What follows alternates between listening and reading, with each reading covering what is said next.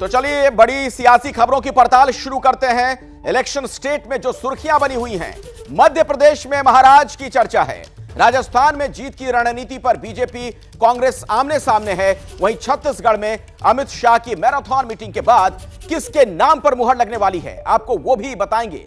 हर खबर के लिए मेरे साथ मेरे सहयोगी तैनात हैं। आप देख सकते हैं मध्य प्रदेश से ब्रजेश राजपूत हमारे साथ मौजूद हैं, राजस्थान से मनीष शर्मा हमारे साथ जुड़ गए हैं, छत्तीसगढ़ से ज्ञानेंद्र तिवारी हमारे साथ मौजूद हैं। और उससे पहले आपको बता दें, रिपोर्टर्स के पास जाएं, अभी की बड़ी खबर यह है मध्य प्रदेश की राजनीति से जुड़ी हुई, ज्योतिरादित्य सिंधिया को मिल सकता है टिकट। एमपी के शिवपुरी से मैदान में उतर सकते हैं सिंधिया के अलावा भी सांसदों को उतारेगी बीजेपी। तो ज्योतिरादित्य सिंधिया को टिकट संभव है। अभी की बड़ी खबर आपको बता दें, ज्योतिरादित्य सिंधिया जो कि केंद्र में मंत्री हैं, शिवपुरी से चुनाव लड़ सकते हैं सिंधिया, इस तरीके की जानकारी निकलकर सामने आ रही है। तो आप देख रहे हैं बीजेपी की कौन सी रणनीति नजर आ रही है, जो स्ट्रेटजी है। इसी पर और ज्यादा जानकारी आपको देंगे हमारे सहयोगी ब्रजेश, हमारे साथ लगातार जुड़े हुए हैं। ब्रजेश, इस बाबत और क्या पता चल पाया आपको? देखिए, फिलहाल तो ये बहुत बड़ा एक कयासबाजी है कि सिंधिया को टिकट दी जा सकती है, क्योंकि उसकी वजह यह है कि सिंधिया की जो बुआ हैं यशोधरा राजे सिंधिया, जो मध्य प्रदेश सरकार में मंत्री हैं और शिवपुरी से विधायक भी हैं, उन्होंने अपने स्वास्थ्य संबंधी कारणों के चलते पत्र लिख दिया है आलाकमान को कि मैं चुनाव नहीं लड़ना चाहती, तो कृपया मेरे नाम पर विचार ना किया जाए। जो प्रदेश अध्यक्ष हैं BD शर्मा, उन्होंने भी इस खबर की पुष्टि की है कि हाँ, वो चुनाव नहीं लड़ना चाहती, उनकी चिट्ठी हम संगठन को मिल गई है।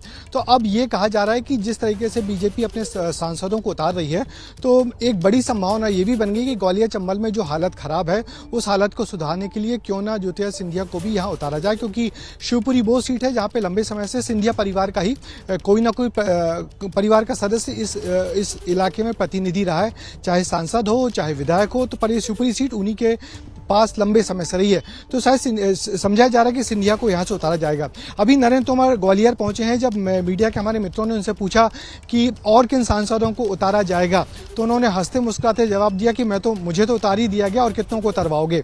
तो पर इस बात में कोई इनकार नहीं किया सकता कि अब जो तीसरी सूची आएगी उसमें कुछ और सांसदों के नाम आएंगे बड़े, और जिनको अलग अलग इलाकों में अपनी सीट के साथ साथ उस इलाके की सीटें सुधारने के लिए भी इस तरीके से यूज किया जाएगा। तो उम्मीद की जा रही है जो तीसरी सूची आएगी, इंपॉर्टेंट जानकारी आप दे रहे हैं ब्रजेश। मैं लौटूंगा फिर से दोबारा आपके पास। आखिर मध्य प्रदेश के महाराज पर बीजेपी को भरोसा क्यों है, इसके पीछे की वजहों को हम आपको समझाते हैं। आपके सामने जो तमाम आंकड़े आ रहे हैं उस पर जरा गौर फरमाइए। महाराज पर भरोसा क्यों? ग्वालियर चंबल कुल सीटें यहां पर 34 हैं। अब देखिए 2013 और 2018 की बात की जाए, 2013 में बीजेपी 27, कांग्रेस 7, और देखिए 2018 में क्या हो गया था, 6 और 26। आप समझ रहे हैं कितना बड़ा फासला हो गया था। ग्वालियर चंबल की कुल 34 सीटों की बात हो रही है। बीजेपी का बेहद खराब प्रदर्शन देखने को मिला था। ठीक है, मध्य प्रदेश में हार की मुख्य वजह जो बीजेपी की हार हुई थी, हालांकि बाद में बीजेपी की सरकार बन गई थी, लेकिन सिंधिया पर बीजेपी को जो भरोसा है उसके पीछे की एक बड़ी वजह इस इलाके का समीकरण है। 2013 वाला परिणाम आ सकता है, ये उम्मीद की जा रही है। सीधे मैं आपको एक बार फिर से ब्रजेश के पास लिए चलता हूं। दरअसल मध्य प्रदेश की राजनीति को बहुत करीब से आप समझते हैं। देखिए ब्रजेश, जब ज्योतिरादित्य सिंधिया कांग्रेस में थे तब तो बीजेपी की सरकार बनवाने में उन्होंने बहुत बड़ी भूमिका अदा की थी, ये सभी को पता है।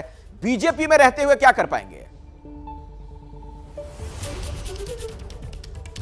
देखिए, जब जिस तरीके से पिछली बार कांग्रेस की सरकार बनी थी और जिस तरीके से आपने जो आंकड़ा बताया कि कांग्रेस ने ग्वालियर चंबल से लगभग स्वीप किया था, तो यही समझा गया था कि सिंधिया का जलवा है, जिसके चलते इतनी बड़ी तादाद, इतनी बड़ी संख्या में कांग्रेस को सीटें मिली हैं। तो सिंधिया के जलवे के रूप में देखा जा रहा था कि सिंधिया ने क्या वापसी की है, और उनकी जो ग्वालियर चंबल में ज़्यादा सीटें लेके आए और एक सरकार कांग्रेस में बन गई। मगर एक बड़ी वजह यही थी कि वहाँ पर जो सीट्स आई हैं उसमें बड़ा मुद्दा यही था, जो बाद में सामने आया, कि जो BSP के वोट थे वो बीजेपी के पास ना जाके BSP कमजोर हुई, और BSP के पास ना जाके कांग्रेस के पक्ष में हो गए थे आरक्षण के आंदोलन के चलते, जिसके चलते कांग्रेस को एक बड़ा जन समर्थन मिला और बहुत सारी सीटें आई और कांग्रेस की सरकार बनी।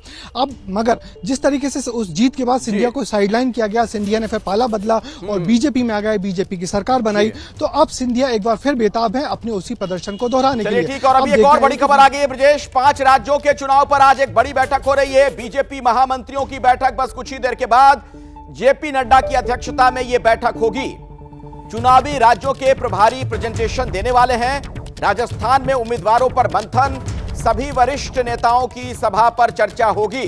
बीजेपी मुख्यालय में कुछ ही देर के बाद यह बड़ी बैठक जेपी नड्डा की अध्यक्षता में होने वाली है। तो आपको बता दें कि महासचिवों की यह बैठक है जो जनरल सेक्रेटरीज हैं। मनीष आपको इस बारे में कुछ और जानकारी देंगे। मनीष, इस बैठक से जुड़ा और क्या अपडेट आपको मिल पा रहा है? बिल्कुल अखिलेश, ये जो बैठक है इसमें सबसे अहम है कि प्रधानमंत्री और केंद्रीय गृह मंत्री के इन राज्यों में जो दौरे हैं उन पर चर्चा होनी है। मिसाल के तौर पर राजस्थान में 2 अक्टूबर को प्रधानमंत्री चित्तौड़गढ़ आ रहे हैं, 5 तारीख को प्रधानमंत्री जोधपुर आ रहे हैं। इसके अलावा छत्तीसगढ़, मध्य प्रदेश में भी प्रधानमंत्री के दौरे तय हो रहे हैं। तो सबसे अहम जिम्मेदारी संगठन से जुड़े महासचिव, जिनको ये जिम्मा दिया जाएगा कि वो प्रधानमंत्री और बड़े नेताओं के दौरों को अंतिम रूप दे, तैयारियों पर पूरी नजर रखें। और इस बीच 1 तारीख को जब बैठक होने वाली है केंद्रीय संसदीय बोर्ड की बीजेपी की, जिसमें राजस्थान और छत्तीसगढ़ सबसे अहम मुद्दे होंगे, क्योंकि इन दोनों राज्यों की सूचियां जल्द आने वाली है। राजस्थान के 200 विधानसभा सीटों में से अभी तक एक भी प्रत्याशी का नाम तय नहीं हुआ है और ऐसा उम्मीद की जा रही है कि 1 तारीख के बाद संभवतः 2 या 3 तारीख को राजस्थान की पहली सूची आ सकती है। तो उसी लिहाज से ये महासचिवों की बैठक जगत प्रकाश नड्डा जो है पार्टी अध्यक्ष, वो लेने जा रहे हैं। जी अखिलेश। दरअसल बीजेपी ने राजस्थान की रण में जीत का बिगुल बजाने के लिए अभी क्या तैयारी की है वो भी आपके लिए समझना जरूरी है। एक नजर उस पर भी डालिए। ये क्या माइक्रो मैनेजमेंट है, आप समझिए जरा इसे। 7 जोन में बांटा गया है, ठीक है, पूरे राज्य को। और उसको आपको बता दें कैसे, 44 जिले होंगे। ये माइक्रो मैनेजमेंट मतलब ये कि बहुत बारीकी के साथ, गहनता के साथ, सूक्ष्मता के साथ अध्ययन कर रिसर्च के बाद पूरी तैयारी की जा रही है। बाहरी नेता को जिम्मा दिया जा रहा है। बाहरी नेता मुद्दे तय करेंगे, यानी नेताओं को यह जिम्मेदारी दी गई कि आप मुद्दे तय करें। नेता उम्मीदवार की मदद भी करेंगे। बाहरी नेता जो जाएंगे वो प्रत्याशियों की मदद करेंगे। बाहरी नेताओं को जिलों, विधानसभाओं, मंडलों का जिम्मा दिया जा रहा है, यानी उस पर वो पैनी नजर बनाकर रखेंगे। बाहरी नेता चुनाव मैनेजमेंट करेंगे, यानी चुनाव से संबंधित तमाम जो वहां पर क्रियाकलाप होंगे उन पर उनकी नजर रहेगी। माइक्रो मैनेजमेंट, मनीष, ये माइक्रो मैनेजमेंट जो है उससे जुड़ी क्या और जानकारी आपको मिल रही है? क्या अपडेट है? किस तरीके से इसके जरिए इस रण को जीतने की तैयारी है? जी अखिलेश, अगर माइक्रो मैनेजमेंट के इस पूरे फॉर्मूले को समझें तो वास्तव में ये राष्ट्रीय स्वयंसेवक संघ का फॉर्मूला है, क्योंकि राजस्थान में संघ ने भी तमाम जिलों को अलग अलग नाम से बांट रखा है। अगर बीजेपी की इस रणनीति की बात की जाए तो मैं सिर्फ एक मिसाल देना चाहूँगा कि जैसे सीकर में सुनील जाखड़ को प्रभारी बनाया। सुनील जाखड़ जाट समुदाय से आते हैं और सीकर जो पूरा इलाका है शेखावाटी, वहाँ पर जाट मतदाताओं की बहुत ज़्यादा संख्या है। दूसरा मिसाल मैं देना चाहूँगा टोंक की, जहाँ पर रमेश बिदूड़ी को बीजेपी जो दिल्ली के सांसद हैं उनको प्रभारी बनाया है। तो इसको इनके माइक्रो मैनेजमेंट का एक अहम हिस्सा कहा जाएगा, क्योंकि रमेश बिदूड़ी गुर्जर समाज से आते हैं, वहाँ के सांसद भी गुर्जर हैं और इसके अलावा तकरीबन 35,000 वोट टोंक की विधानसभा सीट पर गुर्जर समुदाय से आते हैं। तो बीजेपी ने हर चीज को बड़ा जांचा है, परखा है, किस तरीके का जातिगत समीकरण है, किस तरीके का वहां मतदाताओं का ट्रेंड है, और इन तमाम चीजों को देखने परखने के बाद अपने प्रभारियों के नाम तय किए हैं। जी अखिलेश। 3 राज्यों के चुनाव पर सूत्रों के हवाले से एक बड़ी खबर हमें मिल रही है। कल होने वाली बीजेपी सीईसी की बैठक टल गई है। 1 अक्टूबर को एक ही दिन होगी मीटिंग। छत्तीसगढ़, राजस्थान की सीईसी की बैठक होगी।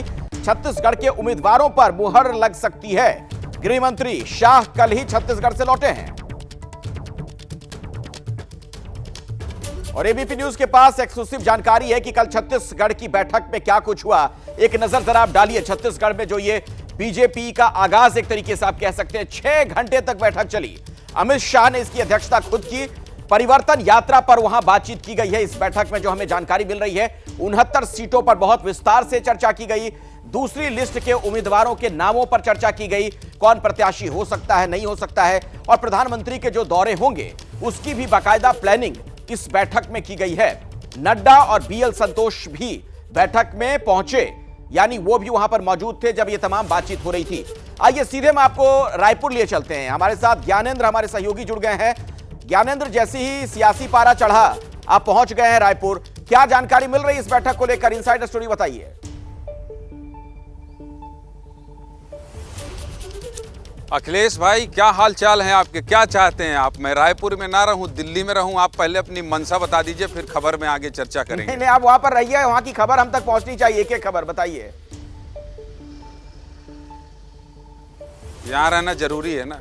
ठीक है, हालचाल मैं आपका बाद में पूछूंगा, लेकिन पहले ये बता दूं कि बीजेपी का हालचाल ठीक करने के लिए अमित शाह लगातार छत्तीसगढ़ के दौरे कर रहे हैं। और जैसा कि हमने कल से आज तक में दर्शकों को सबसे ज़्यादा अपडेट किया है, छत्तीसगढ़ के ही नहीं बल्कि देश के दर्शकों को ये बताया है कि क्या चल रहा है, जो एबीपी न्यूज़ देख रहे हैं। और छत्तीसगढ़ में तो मुझे फ़ोन करके लोग ये पूछ रहे हैं कि बताइए क्या टिकट में प्रत्याशियों में हमारा नाम है या नहीं। तो कल की ये जो 6 घंटे की बैठक है, मैं कल से कह रहा हूँ, एबीपी न्यूज़ अपने दर्शकों को बता रहा है कि बेहद ही निर्णायक और महत्वपूर्ण बैठक रही है। और निश्चित तौर पर जो 69 सीट जो बचे हैं, 21 सीटों के नामों का ऐलान हो गया है, लेकिन अब जो है दिल्ली लिफाफा बंद, ये भी कह दीजिए कि यहां से सभी नेताओं के साथ चर्चा हो गई है। और चर्चा करने के बाद परिवर्तन यात्रा में नेताओं का क्या प्रदर्शन रहा, उसकी चर्चा करने के बाद, और प्रधानमंत्री नरेंद्र मोदी, प्रधानमंत्री नरेंद्र मोदी बिलासपुर और फिर बस्तर लगातार, ओम माथुर और तमाम लोग, मनसुख मंडाविया के केंद्रीय मंत्री, वो सब जायजा ले रहे हैं। तो बीजेपी, मैं बार बार ये कह रहा हूं कि 14 सीटों से 46 सीटों तक पहुंचना, 46 सीट बहुमत का आंकड़ा है, कुल 90 विधानसभा सीट है, तो 14 से 46 सीट तक पहुंचने के लिए जो लड़ाई, जो नीति, जो रणनीति बनाई जाती है, बीजेपी उस पर बखूबी काम कर रही है। और 220 नेताओं की लिस्ट है अखिलेश, जो देश भर से छत्तीसगढ़ में आने वाले हैं। उसमें केंद्रीय मंत्री भी होंगे, सांसद भी होंगे, विधायक भी होंगे, संगठन के लोग भी होंगे। तो बीएल संतोष, अमित शाह, जेपी नड्डा की कल जो 6 घंटे बैठक चली है, वो बेहद निर्णायक और महत्वपूर्ण बैठक है। अब इंतजार है दूसरी सूची का अखिलेश, इतनी बातें आपने ज्ञानेंद्र बताई, लेकिन कुछ एक्सक्लूसिव जानकारी भी तो दीजिए। किसी नाम को लेकर अगर चर्चा हो रही है या किसी का पत्ता कटने वाला हो। देखिए, पत्ता कटने वाला है, स्पष्ट तौर पर मैं बता दे रहा हूं। अब आपने फंसाया है मुझे, अगर मैं फंसूंगा तो आपको भी लपेटूंगा इसमें। रमन सिंह के भांजे को पहले ही टिकट मिल चुका है अखिलेश भाई। अब रमन सिंह पूर्व मुख्यमंत्री 3 बार के रह चुके हैं। रमन सिंह को टिकट मिलेगा कि नहीं मिलेगा, इस पर सबकी नजर है। उनके बेटे जो सांसद रहे हैं अभिषेक सिंह, उनको टिकट मिलेगा नहीं मिलेगा, इस पर सबकी नजर है।